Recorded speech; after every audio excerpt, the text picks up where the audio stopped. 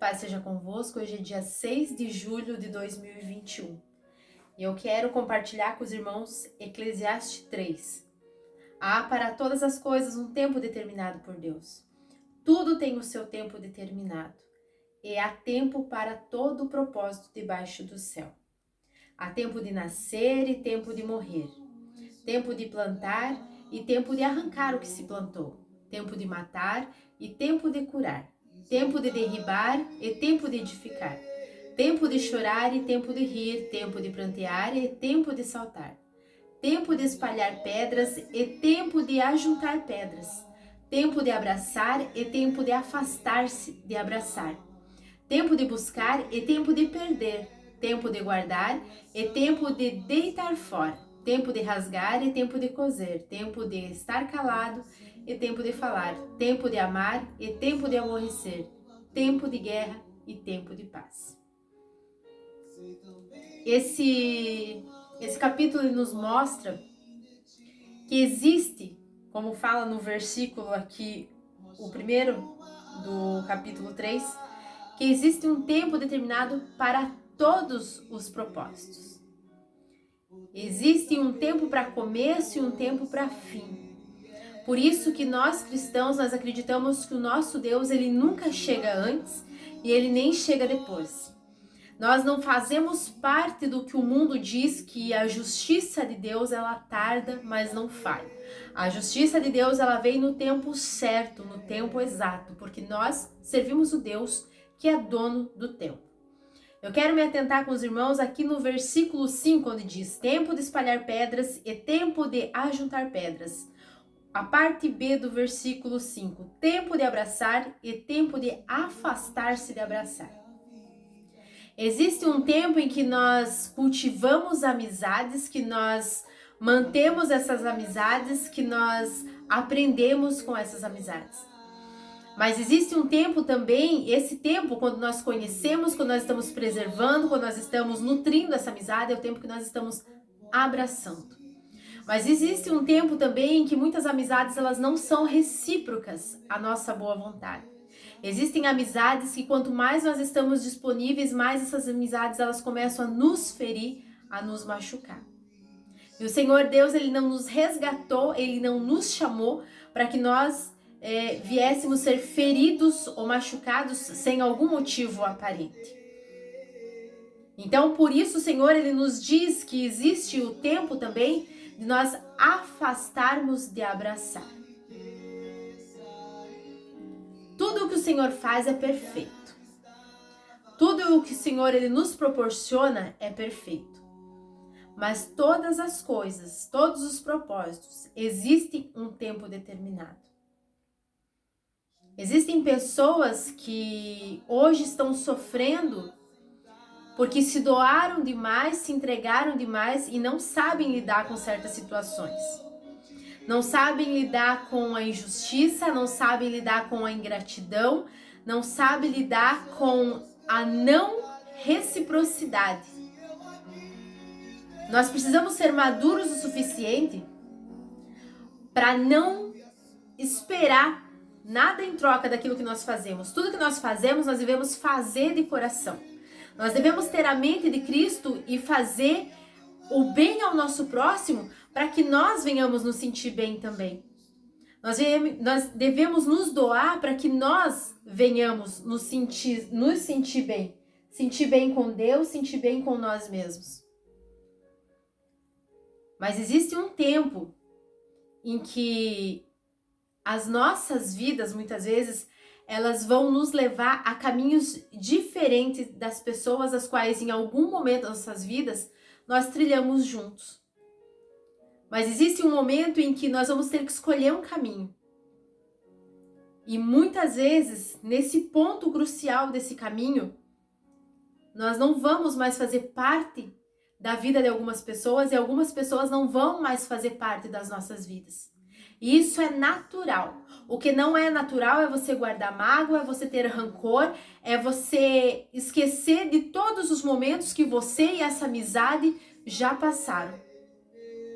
É dolorido, é sofrido, eu acho que todos nós já passamos em alguns momentos das nossas vidas em que nós vimos que algumas amizades se perderam e nós não entendemos o porquê. Nós até procuramos algumas falhas nas pessoas ou em nós mesmos ou em algumas situações.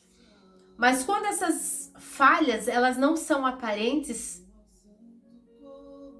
entenda que para todo propósito abaixo dos céus, existe um tempo determinado por Deus. E nós não precisamos entender o tempo determinado por Deus. Nós precisamos aceitar esse tempo. Nada foge do controle das mãos do Senhor. A palavra do Senhor, ela diz aqui em Mateus, no capítulo 12, no versículo 50. O capítulo 12, a partir do 46, vai falar sobre a família de Jesus. Mas eu vou ler aqui do versículo 46 ao 50. E falando ele ainda à multidão, eis que estava fora sua mãe e seus irmãos, pretendendo falar-lhes. E disse-lhe alguém, eis que estão ali fora tua mãe e teus irmãos que querem falar-te. Porém ele respondendo, disse ao que lhe falara, quem é minha mãe e quem são meus irmãos? E estendendo a sua mão para os seus discípulos, disse, eis aqui minha mãe e meus irmãos, porque qualquer que fizer a vontade de meu Pai que estás no céu, este é irmão e irmã e mãe. Por muitas vezes nós não entendemos por que algumas amizades, elas acabam, elas se desgastam. Quantas vezes você, depois que você aceitou Jesus, não de falar que você aceitou Jesus, mas de sentir, de permitir que o Senhor ele venha te moldar, que você venha ser igual a Cristo. Você viu que os seus assuntos, que o que você estava aprendendo no primeiro amor, que os seus assuntos eram chatos para as pessoas. Quantas pessoas depois que você começou a viver uma vida com Cristo, elas se afastaram da sua vida?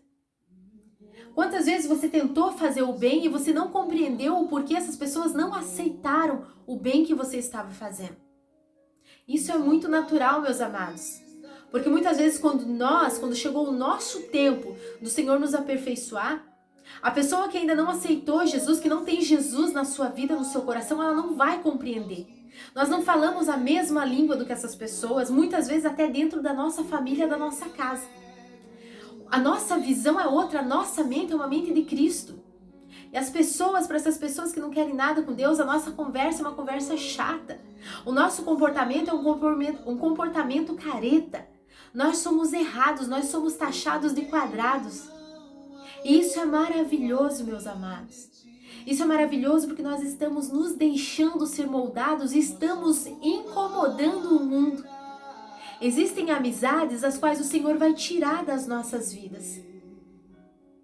Isso não quer dizer que quando essas pessoas precisarem de você, você não vai estar disponível. Não é isso que eu estou falando. Eu estou falando que a partir do momento que você tem a mente de Cristo, que você está seguindo o alvo que é Cristo, você não deve, você não precisa ficar implorando, se humilhando para que você venha se encaixar na vida das pessoas que ainda não conheceram Jesus. Nós precisamos estar sempre disponível a essas pessoas para que elas venham ver Cristo nas nossas vidas.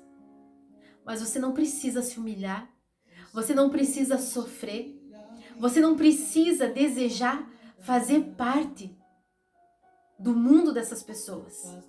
Mas essas pessoas precisam sentir a necessidade de que você é servo de Deus, de que você é serva de Deus.